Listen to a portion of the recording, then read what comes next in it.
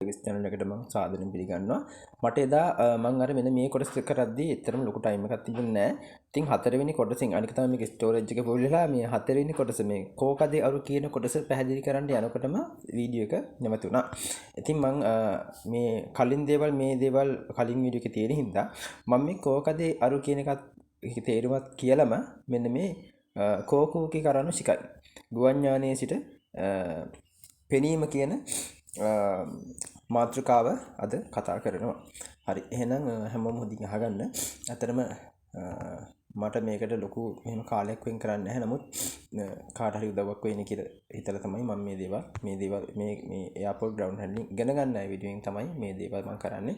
මේක වෙනස්ම ආකාරයකට කරන්නේ. සමහරුන්ට අර එක දිගට මෙහෙම පිටු ගණන් මෙහෙම පැහැදිලි කර යනකොට ඒක සමහරුන්ට ටිකක් අමාරු වෙන්න පුළුවන්. නමුත් මේ වගේ පොඩි කොටස් වශයෙන් වීඩියෝ එකක් ෂෝට් වීඩියෝ එකක් නේ. එතකොට කාලය පොඩි කාලයක් තියෙන කෙනෙක්ට ටක් ගාලා වීඩියෝ එක බලලා ඉවර කරලා තේරුම් ගන්න පුළුවන්. ආයෙ නැවත වීඩියෝ එක බලනකොට මේ තේම ඔයාලට ඔළුවට යනවා. ඉතින් ඒ හින්දා මට පොඩ්ඩක් සනීප නැහැ. ඒ ගැන එච්චර හිතන්න එපා. මේ අපට ඇහෙන ශබ්දවල වීඩියෝ ඇහෙනවා. ඉතින් ඒවා එච්චර ඔයාලා හිතන්න එපා. ඔයාලා මේ කියන මාතෘකාවල අදාළ මේ පොතේ කරුණු වලට පමණක් අවධානය යොමු කරන්න. හරි. වැඩි කතා වලට යන්නේ කෝකදේ අරු. කෝකදේ අරු කියලා කියන්නේ මිල අධික වීම. හරිද?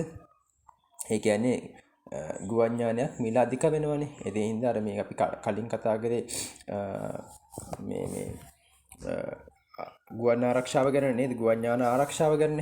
ඒ හින්දා මේ මොකක් හරි ඒ කියන්නේ මෙහෙයුම් වලට අපි දැන් කතා කරේ හැසිරීමේදී මේ තියෙන්නේ සේගින් කුයිකිනි ඔයිතවා නේද? සීමාකාරී ප්‍රදේශයක් තුර සුනේනි කූකෝකිනෝ නේද? එහෙම ප්‍රදේශයක් තුර මෙහෙයුම් වලට ප්‍රමුඛතාවයක් දෙන්න ඕන. මේ යානයේ මෙහෙයුම් වලට වාහන ආදී නේද? අනිත් කිසිම දෙයකින් බාධාවක් වෙන්න බෑ කියලා තියෙනවා නේද? ඒ හින්දා මේ මොකද ඒවා ගුවන් යානයට ප්‍රමුඛතාවයක් දෙන්නේ ගුවන් යානයේ නේද? දැන් මිල අධික වීමත් එක හේතුවක් නේද? අපි කලින් කතා කරා මේ දේවල් ඒවා බලන්න වීඩියෝ එකේ තියෙනවා. ඒ හින්දා අපි ගුවන් යානයේ මෙහෙයුම් වලට ඒ සීමා සහිත ප්‍රදේශ විතර ඒ ගුවන් යානයට ප්‍රමුඛතාවයක් දෙන්න ඕන. මේ උඩ කැලේ කියන්නේ ඒක. ඒ හින්දා ඒකට හේතු වශයෙන් තියෙනවා හතරක්. ඒකේ අන්තිම කැලේ තමයි කෝකදේ අරු. කෝකදේ අරු කියන්නේ මිල අධික වීම. හරි. අපි දැන් යනවා කූකු කරනෝ ශිකයි කියන කොටසට. හරි. දැන් අපි මේක කියවලා බලමු. කොකුපිත්තෝ කරනු ශිකයිනි ශිකකු ඕකු අරි කිතයිනු චොක්කින්නු ශිකයිවා හිජෝනි වරකු හන්සින් කකුනින්ග ජියෝයෝදෙ අරු බෝයින්ගු නනජූ නන නිහකු ගතකිනෝ සෝජූ සෙකි කරා මියරු බායිවා සුගිනියෝන නත්තිරු සෝජෝ සිසේදිවා මිගියකුතන් හිදරියකුතන් කකුනින් දෙකිනයි සෝජූ සෙකි කරවා සෙන්පෝ යකු ජූගුමීතුරු ඉජෝ හනර නකරෙබා චිජෝ සෝගයි බුත්සුවා කකුනින් දෙකිනයි කිචෝ සෙකි කරා මිගිගවවා සෙන්පෝ ජූමීතුරු ඉජෝ හනර නකරෙබා චිජෝනෝ සෝගයි බුත්සුවා කකුනින් දෙකිනයි ඉප්පන්නියොරු ಜಿಕ್ಕೆನ್ನಿಯೊರುತೋ ಸೋಜು ಸೆಕಿಕರ ಮಿತೆ ಯಕುತಂತೊ ಸೊನೊ ಪುಕಿನ್ನಿ ಅರು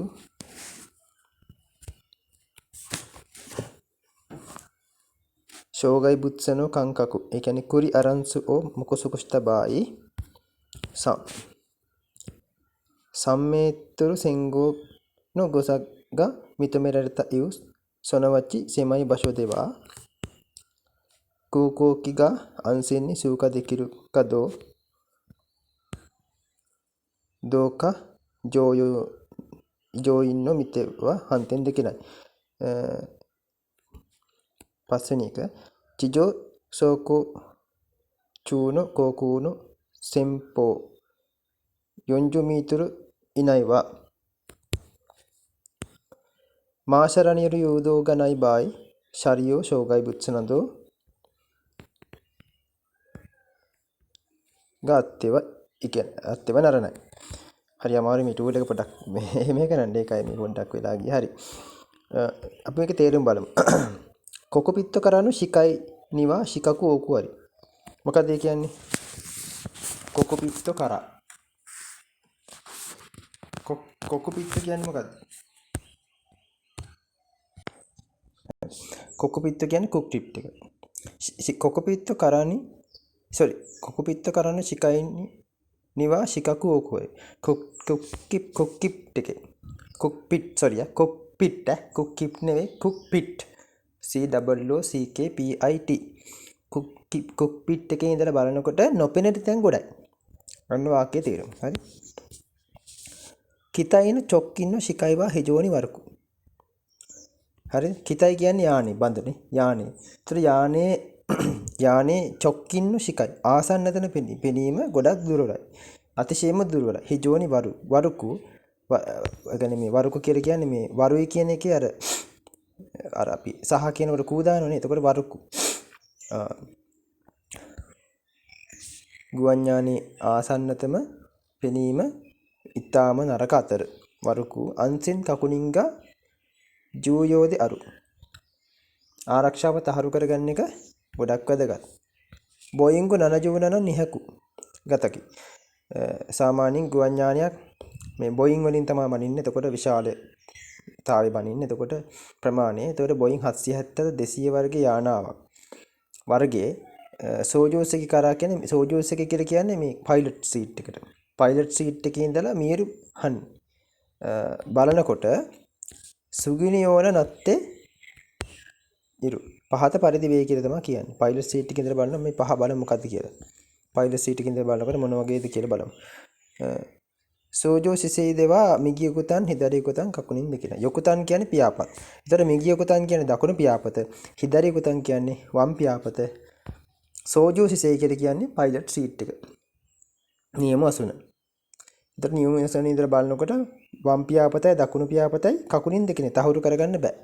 සෝජෝ සෙකි කරවා සෙම්පෝ යකු ජූගමේතුරු ඉජෝ හනරණ කරබා චිජෝන ශෝගයි බුත්සුවා කකුණින් දෙකින.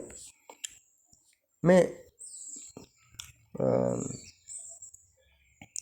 චිජෝ කියලා කියන්නේ එහා නේද? චිජෝ කියන්නේ මෙහා, ඉජෝ කියන්නේ එහා. හරි. එතකොට මේක කියන්නේ මෙතන දන්නවනේ. සෝචෝ සෙකි කරා. සෝජෝ සෙකි කරා. නියම වශයෙන් ඉඳලා මීටර 15ක්. හරි. මීටර 15ක දුරකින් හරි දුරකට එහා තියෙන දෙයක් මිස ඉජෝ හනරින කරපා චිජෝන ශෝගයි බුත්සුවා කකුණින් දෙකයි. ඊට මෙහා තියෙන ශෝගයි බුත්ස බාධක තහවුරු කරගන්න බෑ. දැන් හරි නේද? සරලවම කිව්වොත් මේ මීටර 15කට එහා තියෙන දෙයක් මිස මෙහා තියෙන දෙයක් තහවුරු කරගන්න බෑ. ඊළඟ එක තමයි චෝජෝසිකි කරා කිචෝසිකි කරා මිගි ගවවා. පයිලට් සීට් එකේ දකුණු පැත්තේ ඉඳලා සෙම්පෝ ජූමේතුරු. ඒ කියන්නේ මේ මීටර් කීයද 10ක්. නියම වශයෙන් ඉඳලා දකුණු පැත්තෙන් ඉදිරියට 10ක්. මීටර් 10ක් ඉජෝ හනරණ කරේවා. චිජෝන ශෝගයි පුත්සුවක් කුණින් දෙකනේ. ඒ කියන්නේ නියම වශයෙන් ඉඳලා ඉදිරියට මීටර් 10ක් ඉදිරියට එහා තියෙන දෙයක් මිස චිජෝන ශෝගයි පුත්සුවක් කුණින් දෙකනේ. ඉතින් මෙහා තියෙන දේක් පේන්නේ නැහැ කියලා තමයි කියන්නේ. හරි. ජික්කෙන්නේ රුතු පරීක්ෂණ වලට අනුව සෝජු සෙකිකර මිති පයිලට් සීට් එකේ ඉඳලා බලනකොට යකුතන්ත සොන ෆුකින්නි අරු ශෝගයි බුත්සනෝ කංකකු බලනකොට මේ පියාපත් සහ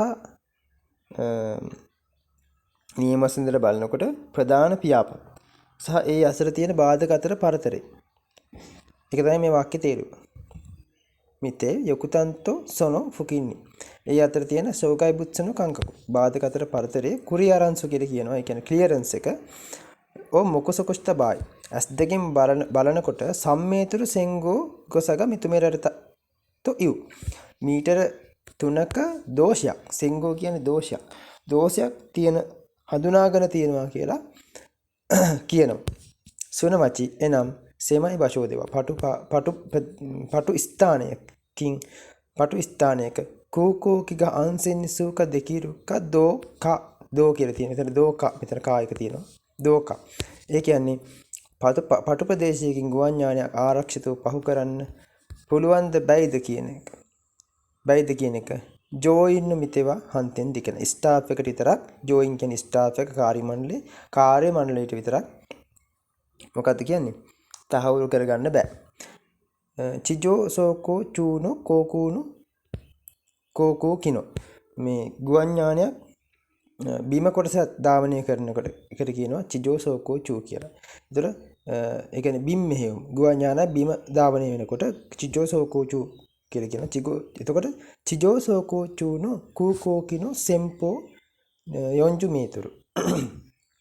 ඒ කියන්නේ සෙම්පෝ කියන්නේ ඉදිරියටනේ. මෙහෙම ධාවනය කරනකොට යානය බිම ධාවනය කරනකොට මීටර් 40ක් ඉදිරියට ඒ පරාසය තුල එනයිනිවා මාෂරානි යෝදෝග නයිබා. මාෂර් දන්නවනේ මාෂර්.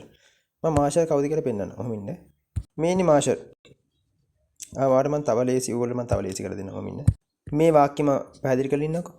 මාෂරානි යොරු යූදෝග නයිබායෝ. මාෂර්ගේ සිග්නල් නැති අවස්ථාවක ශරියෝ ශෝගයි බිත්සනදු. ශරියෝ කියන්නේ වාහන. ශෝගයි බුත්ස කියන්නේ බාධක. ශෝගයි බුත්සනදු ග අත්‍යවයි කියන තියෙන්න බෑ කියලා තමයි කියන්නේ. ගුවන් යාන බිම ධාවනය කරනකොට මීටර 40ක පරාසයක් තුළ මාෂර්ගේ සිග්නල් නොමැති අවස්ථාවක මේ වාහනවත් කිසිම බාධකයක්වත් තියෙන්න බෑ ගුවන් යානෙ මීටර 40ක පරාසයක් තුළ. අනෝක තමයි අන්තිමට කියන්නේ. එහෙනම් මේක පැහැදිලි නේද? මම මාෂර් කවුද කියලා පෙන්නන්න. ඔහොම ඉන්න. Aircraft marshaller signals. Normal stop. Turn right. Turn left. Go slower.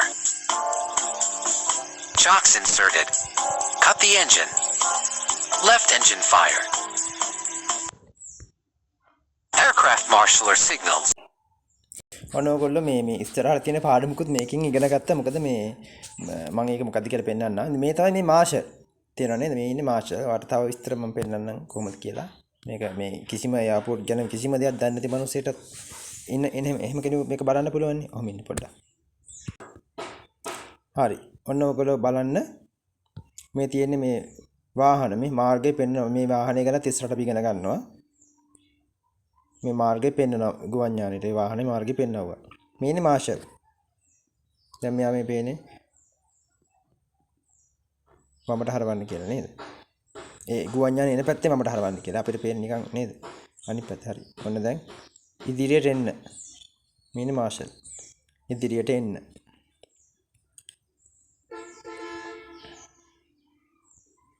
ඔන්න හිමීට දැක්කද සංඥා වෙනස් වෙනවා. මාෂර් සිග්නල් එක වෙනස් වෙනවා.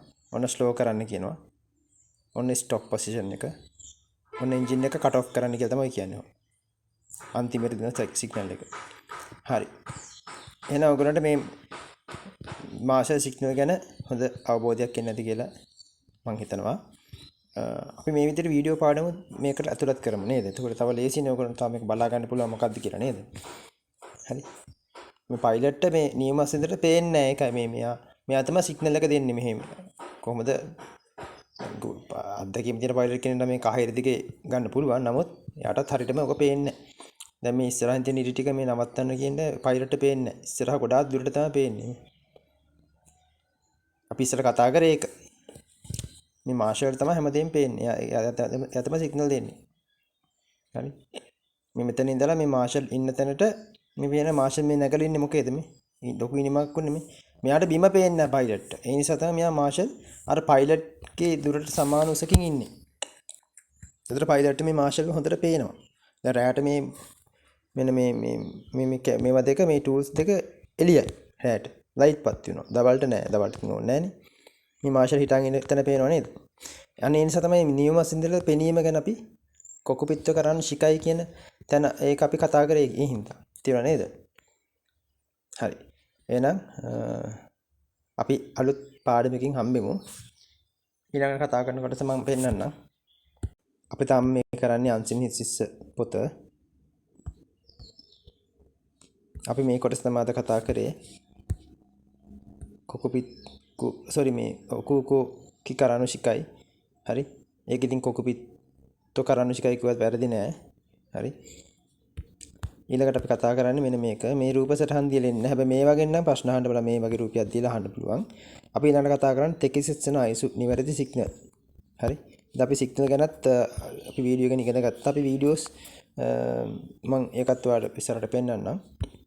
සිග්නල් දෙන්නේ කොහොමද? ඒව ඔක්කොම එයාපෝට් එකේ විස්තර මම පෙන්නන්නම්.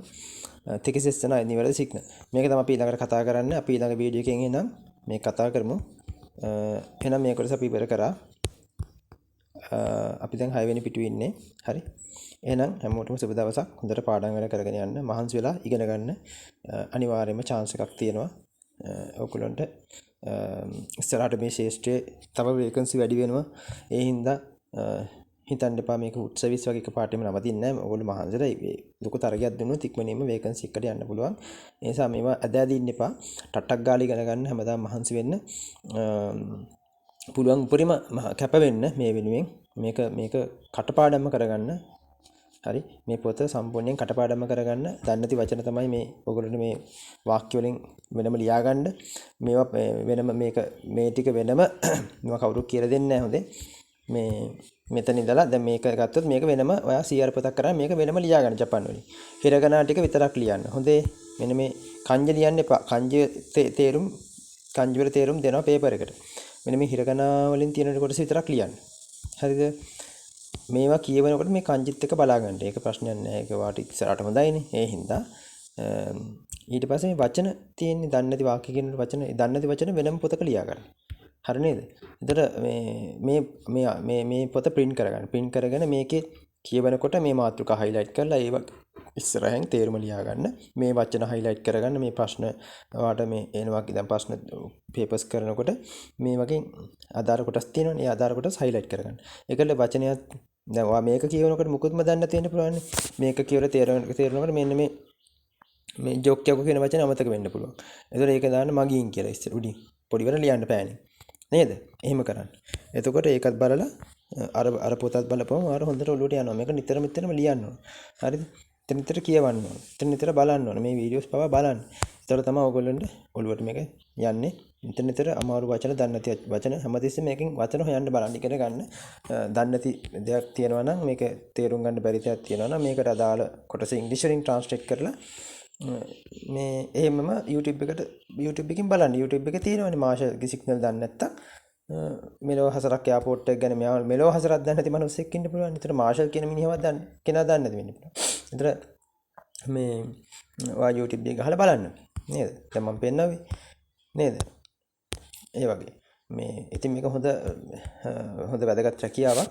මේ එයාපෝට් ග්‍රවුන්ඩ් හැන්ඩලින් කියන්නේ ඒ හින්දා මේ දැන් නේද? ඔයා හිතන්න ලංකාවේ වුණත් එයාපෝට් එක වැඩ කරනකොට යම් කිසි පිළිගැනීමක් තියෙනවානේ. ඒ හින්දා මේකෙන් ඉහළට යන්න බලන්න. මේ තව දෙයක් කියන්නම්. දැන් SSW වීසා ගත්තොත් එහෙම අවුරුදු 5කට දෙන්නේ.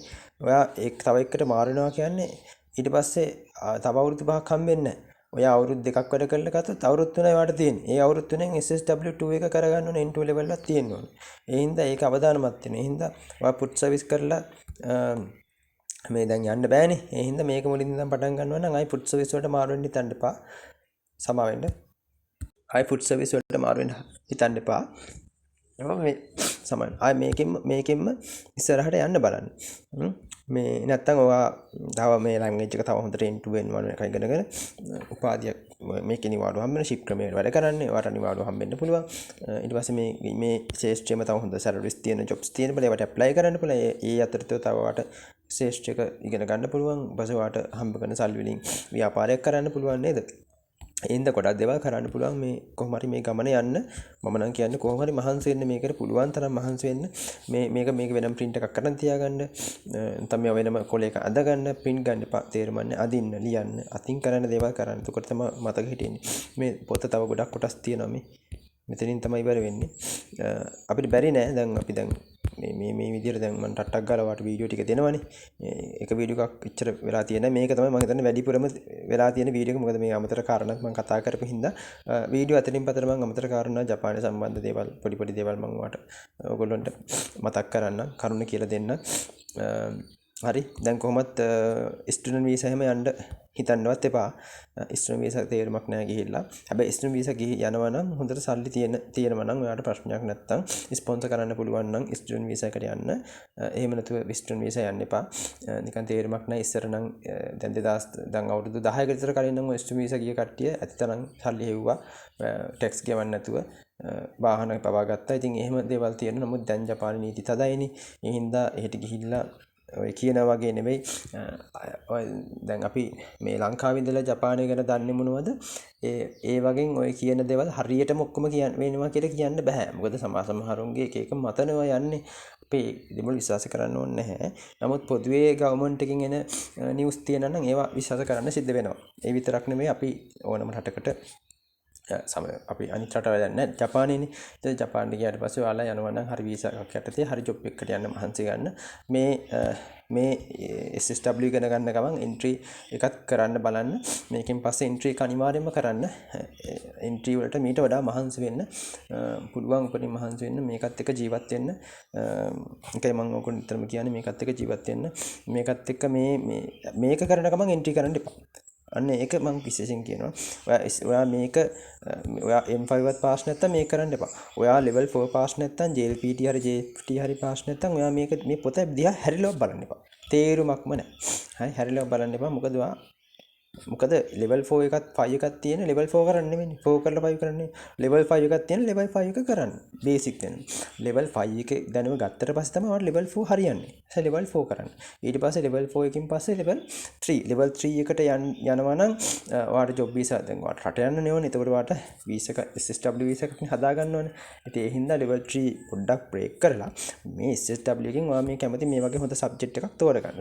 course එකක් තෝරගෙන මේ course එක මේ පොත හොඳට අධ්‍යයනය කරලා exam pass කරලා ඊට පස්සේ level 3 එකට යන්න. හරිද?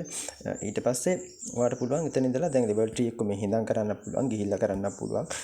මම නම් ඉතින් කියන්නේ ඔයගොල්ලන්ට ආර්ථික අපහසුතාව වැඩි නම් ඉතින් ගිහිල්ලාම කරන්න. ඉතින් එහෙම දැන් ওই කට්ටිය ගිහින් ඉන්නේ ඔය කියන වගේ නෑ. ඉතින් ඔයගොල්ලෝ ස්පෝකන් එක නිතරම හොඳට ඔයාලා සාමාන්‍ය හොඳට තේරෙනවා. හොඳට කතා කරන්න ප්‍රැක්ටිස් කරා නම් ඔයාලට level 3 එකේ හිඳන් කරගන්න පුළුවන්. සමහරු ඉන්න level 3 පාස් කරත් කතා කරගන්න බෑනේ. ඒ හින්දා ඔයාලා ස්පෝකන් පැත්ත හදාගන්න මේකින් පස්සේ.